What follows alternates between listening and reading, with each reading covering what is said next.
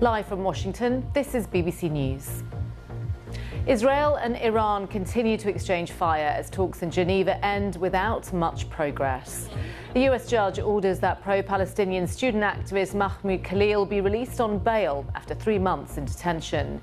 In the UK, Parliament approves a controversial bill that would give terminally ill adults in England and Wales the right to end their own lives.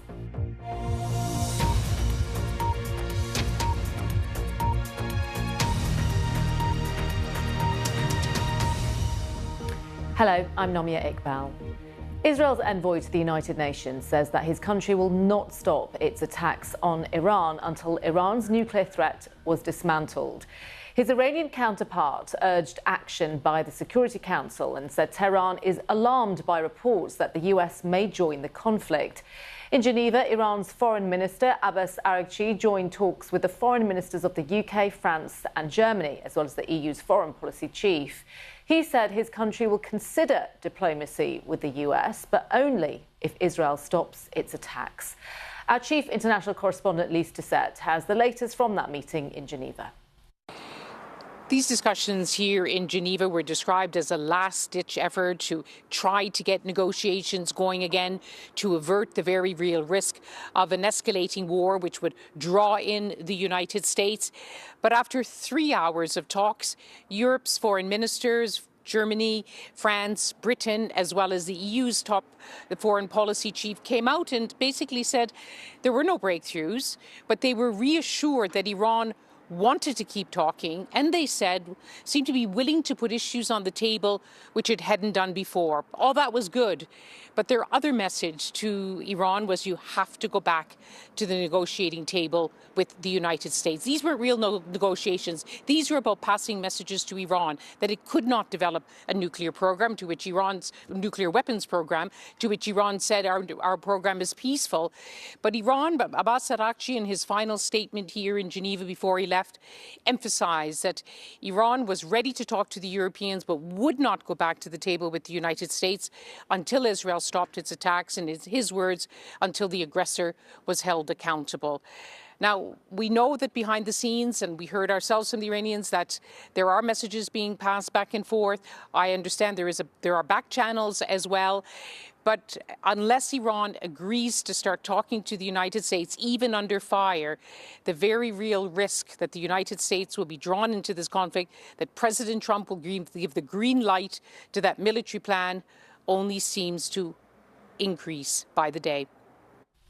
Iran fired another salvo of missiles at northern Israel on Friday, wounding more than 20 people, some of them seriously. The Israeli military said about 20 missiles were fired, with most targeting the port city of Haifa. Lucy Williamson has the latest from Tel Aviv. Iran is now firing its missiles into Donald Trump's window for negotiation. State television showing the launches fired at Israeli cities each day. This morning in Beersheva, a security camera caught the moment of impact. This apartment block, the latest civilian building to be hit. A family filmed picking their way out, barefoot through the debris, holding the family pets. I would like US support, UK support, whoever can support us, it will help. It's not easy to fight alone. This is how I feel, that we are the only ones fighting, but it's okay. Well, we are the front line and we have to stay strong. Israel said Iran had planned a much larger barrage this morning, but that Israeli strikes destroyed 3 of its launchers before they could fire, along with a nuclear research base in Tehran and several other targets. Iranians in Tehran today protested against Israel's continuing attacks.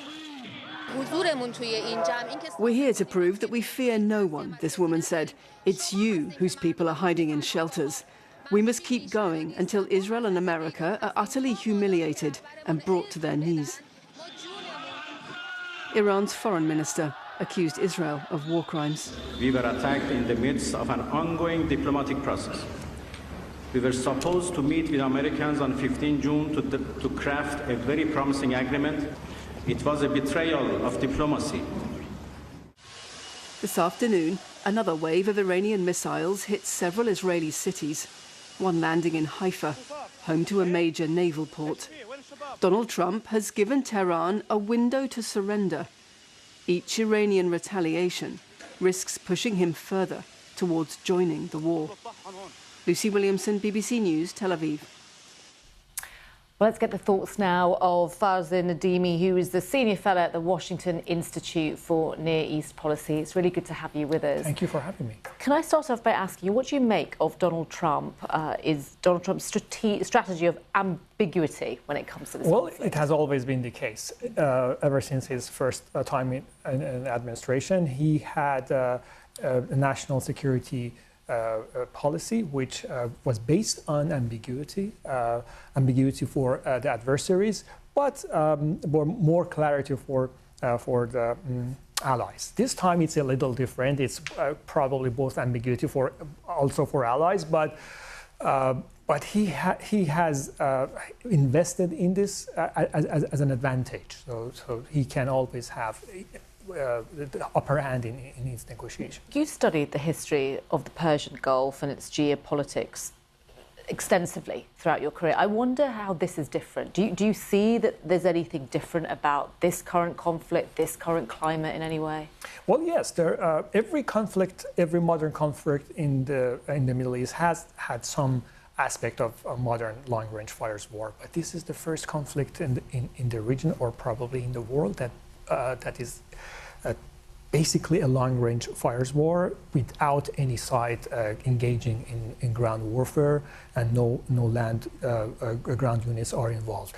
Missiles and air power, that's the only. Even in 1999 Kosovo war, when NATO bombed Serbia, Serbia was mostly at the receiving end, but here there is this exchange between the two countries. Do you expect any kind of resolution from these diplomatic talks? Well, no breakthroughs, but all sides express some cautious optimism with the war going on in the Middle East. The European partners now have just stepped in as very critical players. So maybe there is an opening here that Europe can fill. But again, there are very key questions that needs answers, like how Iran is going to proceed with its enrichment, how Iran is going to proceed with its missile program. I think those are very critical questions. Benjamin Netanyahu urged the people of Iran to sit in Iran that we know of. So I wonder, what does that look like? What does regime change in Iran look like, if it indeed that is where we get to? Well, I don't think such conflicts can lead to regime change, or at least this one, but it can lead to regime collapse. I think there are big differences between the two. If those elements of the regime that are very much involved in suppressing their people for such a long time are dislocated and are pushed off balance, there is a great possibility that this regime will collapse under its own weight. What would that collapse do to the region? If the regime should collapse, what impact would that have? Well, I think the Iranian people, compared to some other nations in the region, the Iranian people have a fairly advanced civil society, and I believe they can manage it, even though there are different ethnic groups in Iran. Iran is a multi-ethnic country, but I think they can gather under a unifying cohesion, and that's the Iranian people that have always come together under such circumstances. We had a guest on earlier, and he basically said that the resolution, it has to be something that resolves this in the long term. So these missile strikes just sets Iran back for a short period of time, that there is every chance that Iran will still continue to aim for nuclear enrichment. I agree. Even there are arguments, very valid arguments, that even if the Fordo plant is put out of business, Iran might still continue or pursue enrichment, because now it's like a wounded warrior that needs one's revenge. if the regime continues with its path, ideological path, and its aggressive stance towards some other countries in the region, I think and given the opportunity, they will pursue nuclear weapons again. And just my last question to you, Farzin, we're seeing Israel expanding its scope of targets, beyond nuclear sites, the infrastructure, scientists, members of the Iranian government. Could this be a widening war?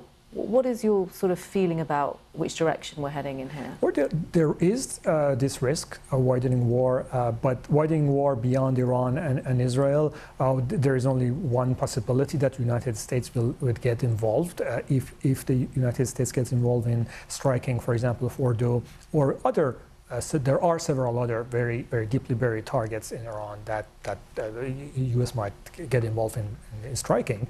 Then Iran will have to choose whether go after U.S.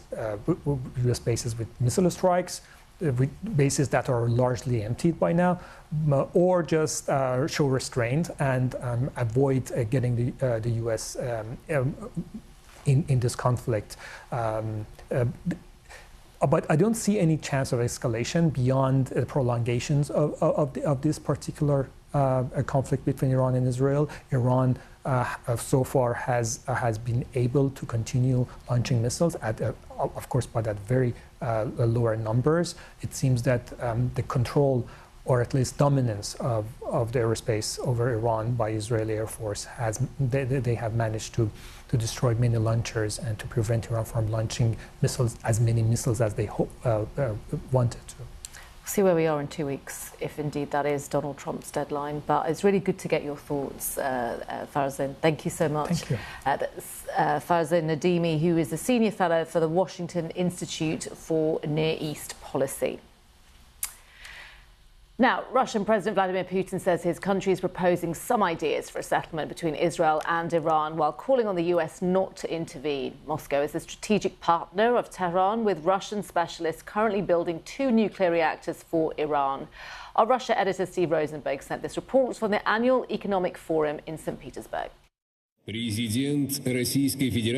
On stage in St. Petersburg today, we saw 2 Vladimir Putins. Number 1, Putin the peacemaker in the Middle East. The Kremlin leader said Russia had shared ideas with Iran and Israel for a diplomatic solution to their conflict. No details, though. And then, number 2, uncompromising, undiplomatic Putin when it comes to his war on Ukraine.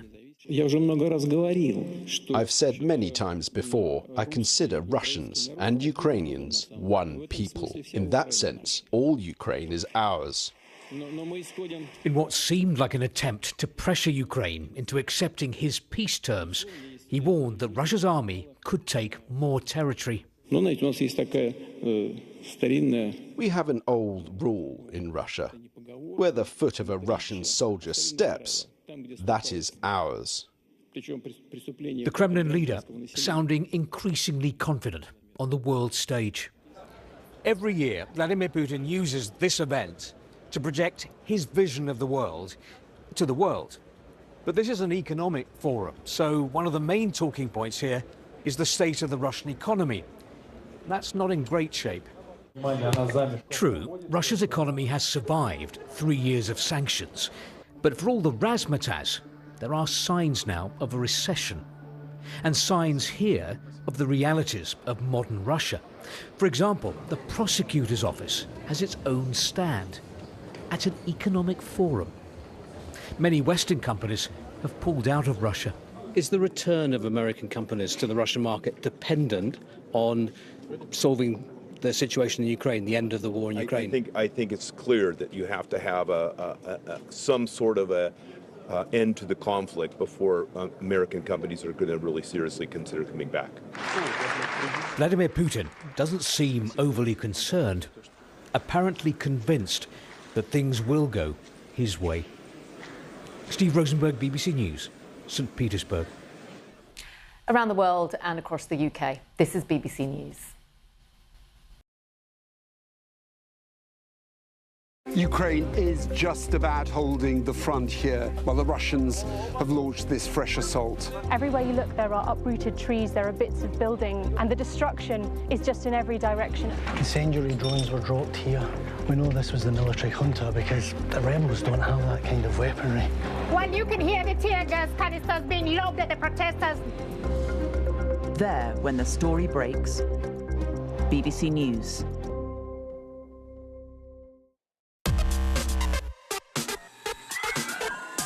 This is not your typical farm. Why are we so suited and booted for this task? The idea is to better predict eruptions. Can we fire it up? Once we close the doors behind us, no one can hear you scream. I better not touch it anymore. This is one of the most incredible things I've ever done. I'm exhausted. Yeah. Tech Now on BBC News.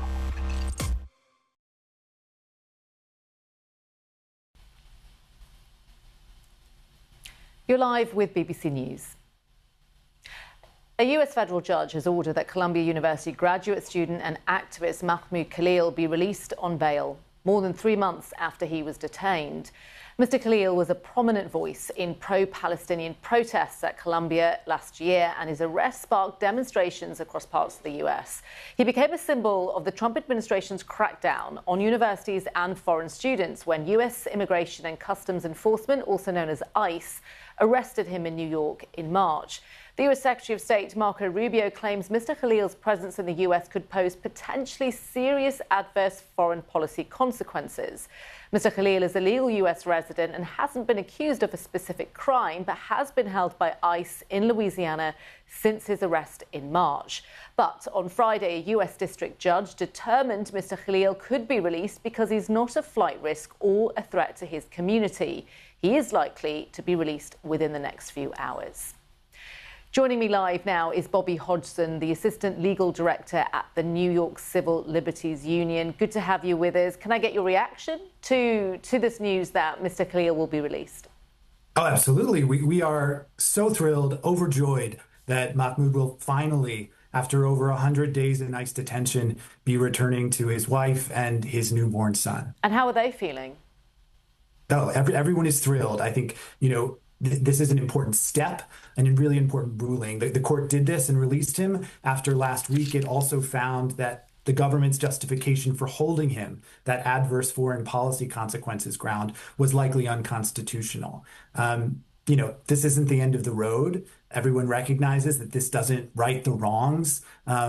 Mahmoud shouldn't have spent a single hour or day in ICE detention simply for speaking out about what he believes in. But this is an absolutely vital step to reunite him with his family while this case moves forward and we fight the rest of what's to be fought. The US administration seemed to think that he should be detained, that he was. Why is that? Why did they still want him detained, do you think? Oh, they absolutely were retaliating against him for speaking out. That's been the case all along. And the judge has recognized that even in the last week, their justifications for detaining him have shifted. They went from relying on this adverse foreign policy sort of vague argument to suddenly relying on a different charge. And the judge today recognized that that was extremely unusual, that was extraordinary, and it was deeply suspect. And that's part of what went into his ruling, ultimately ordering him released immediately. You said it's not the end of the road. Obviously, you've got the case still going through the Immigration Court. Just give us a sense, just if you can, briefly, of what happens next. Sure. So the judge in the federal court has enjoined this foreign policy ground, the adverse foreign policy consequences. So for that reason, his immigration case should not be moving forward on that ground. As I said, the government has asserted additional retaliatory and really baseless charges that are deeply sort of weak and suspect, but those need to be fought out. We have argued in federal court that this entire case should be thrown out in immigration court, and that's the next step of the process. But the fact that Mahmoud gets to fight that while being released and with his family is so important. And just my quick last question to you, Mr. Hodgson. We interviewed Mahmoud Khalil last year. I was on the campus speaking to him, and he said to me that he would always advocate for Palestinians, that fight continues, that he thinks that the public opinion is shifting. I just wonder, if he still is in that sort of mode, if he's still in that kind of activist mode, and, you know, will we see something different from him? Or, you know, just give us a sense of how he's feeling. Oh, Mahmoud will never stop speaking up for what he believes in, and that's why it's so important that he is now out and can freely do that. And the court has recognized he can't be retaliated for it. That's what the First Amendment is about here in the United States, and now he gets to enjoy his First Amendment rights. Good to talk to you. Thank you so much. That was Bobby Hodgson there, from the New York Civil Liberties Union. Now, the UK Parliament has approved a bill that would give terminally ill adults in England and Wales the right to end their own lives. The legislation will now go to the House of Lords for further scrutiny. The bill would give people with less than 6 months the right to apply for an assisted death. Our political editor Chris Mason has more. Listen to our voice, our freedom, our choice. The cacophony of argument, the biggest of principles.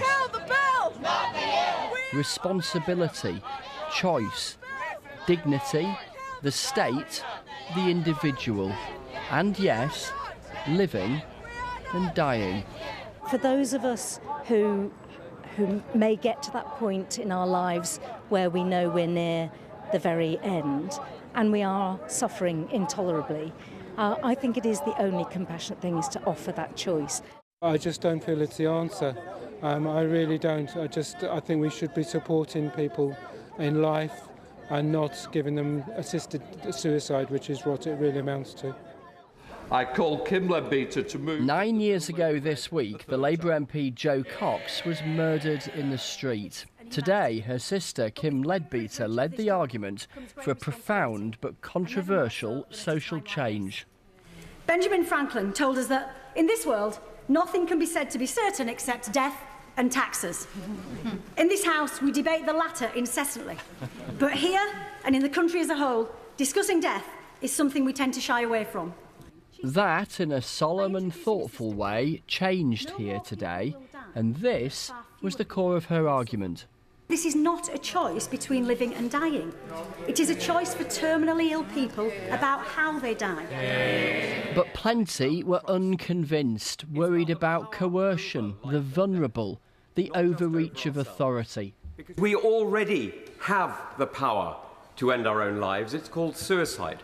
It is not a crime. It hasn't been a crime in this country for decades. This is a different power. This is about the power of the state through its agents to exercise power over life and death. There is no doubt that if this bill is passed in its current form, people will lose their lives who do not need to, and they will be amongst the most vulnerable and marginalised in our society. For others, advocating change came after grim personal experience. Supporting the principle of personal agency over a dignified death comes from the heart. The Labour MP Maureen Burke spoke about her brother David and his diagnosis of pancreatic cancer. Watch the two colleagues behind her wipe away tears. I've done right by my brother by speaking here today. Yeah. What David needed was a humane, safe and trusted process available to him at home. That would give him agency over his last weeks and months. That is what this bill offers. But hang on, said critics. Some might benefit, others would not. How many lives taken in error is too many? 1 in 10, 1 in 100. The House, this House, clearly supports the principle of an assisted death, as does the public, but not at any cost. Yeah. But it was arguments like this next one which, on balance, commanded a majority. We honour life by giving it meaning and power. And the one thing that dying people ask for in their agonising final moments is control over the disease that is destroying them. Next, the result. The ayes to the right, 314. The noes to the left, 291. That was close, a majority of 23. Afterwards, from both sides, the immediate reaction. It's been a particularly emotional week for me because it was the anniversary of my sister's murder, and that's what brought me here. But Joe used to say, if good people don't step forward and come into politics, then what do we end up with? And even though some of us feel quite out of place in this place at times, we're here to make a difference, and we're here to do positive, important change that society asks us to do. For some opponents, the argument is not over. Would it be, in your view, constitutionally legitimate of the House of Lords as the unelected chamber to reject this entirely, given that the Commons has endorsed it? Yes, I think it would. The fact is this wasn't in a manifesto for many of the parties. It's a private member's bill. It doesn't have the support of, officially, of the government. And I think it would be appropriate if the Lords felt that the bill was unworkable for them to push it back. This debate then, with consequences for so many, continues. But a change in the law is now likely, perhaps very likely. Chris Mason, BBC News, Westminster. Now, our final story, which comes out of Thailand, where officials say the population of endangered Indo-Chinese tigers has made a remarkable recovery in recent years, primarily due to new breeding program for deer who become prey for the tigers. According to the latest figures, the number of tigers in Thailand has risen to about 200.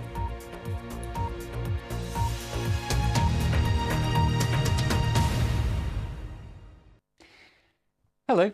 Heatwave continues to affect much of Western Europe, with temperatures running a long way above average. Now, in Spain, we'll probably see highs reach 40 degrees Celsius on Saturday, about 38, 39 degrees Celsius for the south of France, and in the UK, the hottest day of the year so far, with temperatures forecast on Saturday to reach 33 or 34 degrees Celsius, but signs of a change across the northwest, with some showers and thunderstorms breaking out. Now, there could be an odd shower in Turkey. Otherwise, much of southeast Europe dry, hot and sunny. A few more thunderstorms popping up into Italy. Showers should be few and far between. For Spain, it is a mostly dry-looking picture here. Hot weather for France, 35 degrees in both Bordeaux and also for Paris. Berlin up to 28 Celsius. But as we go through this weekend, we are going to start to see the heat move a little bit further eastwards into central and then eastern areas of Europe. So we'll be getting hotter over the next few days here. We see the heat start to push into Berlin with highs of 33 on Sunday, warming up in Warsaw with 27, but we've still got a bit of rain around the Baltic states. Here's your outlook over the next few days then. Paris sees a brief dip in temperatures for Monday. Otherwise, the heat rebuilding again. Temperatures high 20s to low 30s later in the week. In Athens, hot and sunny. Temperatures not far away from 40 degrees towards the end of the week.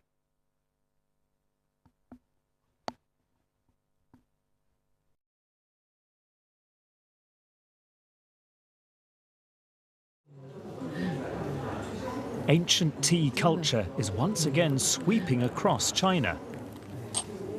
Tea ceremonies are hugely fashionable, and I've been lucky enough to be invited to one.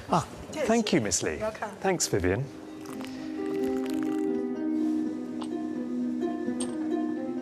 Vivian Wen is studying to become a tea master herself. It's a long process. Even pouring the pots can take years to perfect. So you have to practice it thousands of times. I'm not exaggerating that because Miss Lee told me. While you or I might just fill up the teapot, a trained tea master will prepare it differently for each guest. The taste of the tea changes depending on whether hot water is poured directly onto the tea leaves or not. According to the situation, according to the guests, you can let the water, splash onto the leaves, and that would, stimulate the fragrance and aroma. After our first cup, Miss Lee presents me with a fresh pot of tea that's been brewed in a different way.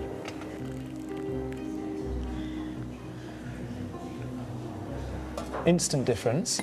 It already has that bitter note that's coming through. I like the aftertaste, though. Yes. The aftertaste. It's very fragrant. Yeah. Yellow train!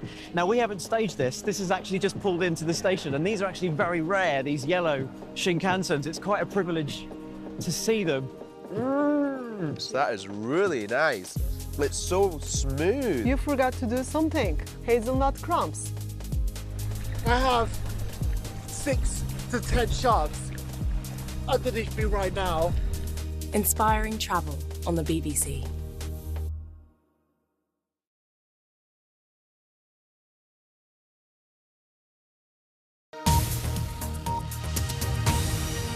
global business news from the boardroom or grassroots, BBC News cuts through the jargon to add colour, depth and context. With live reaction from Wall Street and Asia, studio interviews with top CEOs and the latest innovations in technology. Talking Business. Hello and welcome to Talking Business with me, Mark Lobel. On this show, the uneasy alliance between freedom and firepower. Another conflict rages in the world and defence spending is shooting up across the globe. In America, Donald Trump has announced plans for America's first $1 trillion military budget. And he's not alone. Nearly every country in the world is ratcheting up the money they spend on security.